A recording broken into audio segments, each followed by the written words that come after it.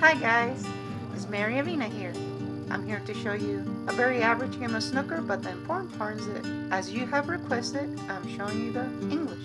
As you can see, I put a lot of follow and that's why my ball travels so far. Although ideally, you don't want a red ball to break out. So I was a little bit off. I was off because I literally had just put on this tip in my hotel room right before I showed up. And here we go. Just a little stun shot to kill the ball for the next ball, which is the blue.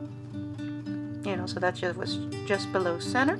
And here for the blue, I choose to drift it, which means I am using English to the left, which makes the ball drift. This is a very useful technique. I recommend you practice it if you don't do it often. It definitely will open up the ways you can get around the table. Now I'm going to do the red ball and I'm going to follow it. See, that was top. I wasn't greedy. I was just trying to get a natural shape on the 7. And I did. And here I'm just going to go just above center because my real goal, besides pocketing the 7, is to break up the cluster of reds. This is just like playing straight pool. You don't want to do it too hard, but you do want to get one to start the run. Now I didn't break up quite how I want it. Again, just like straight pool. And here we go. There's another run. And I see the red goes. It doesn't look like it goes, but it does. It gets past. And notice I hit with a little right to come off the wall just right for my next ball. So here, I'm going to use right top to make my ball drift just where I want it. And it landed just right. I might not look it, but I'm very excited about this because my tip is acting like it's supposed to. I had just put this tip on in my hotel room before I showed up here, so very exciting. And again, a little draw drift so I can get shape on the 5. And again, the 5 is pivotal when you're putting together runs, which is something I'm talking about in this video. As you can see, that's what I'm talking about.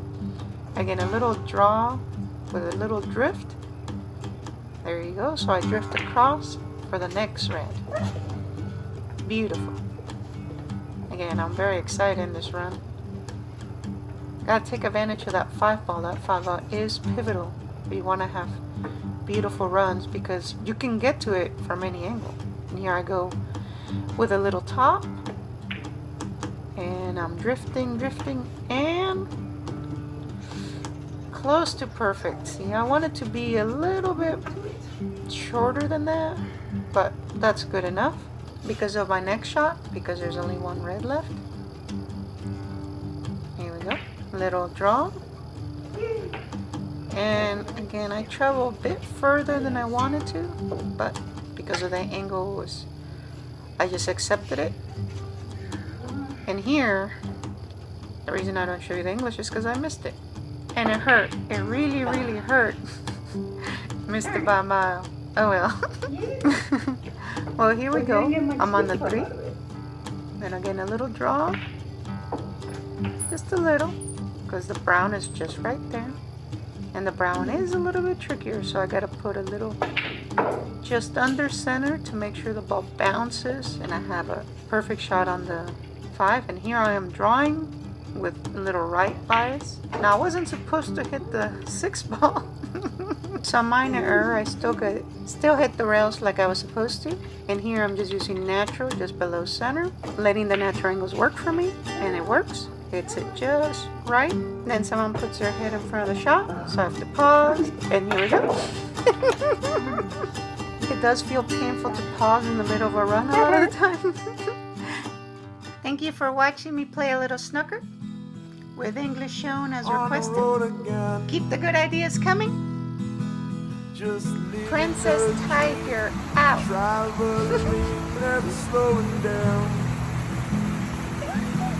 Grab a bite to eat on a new main street, yeah. The place she's been meeting old friends and new.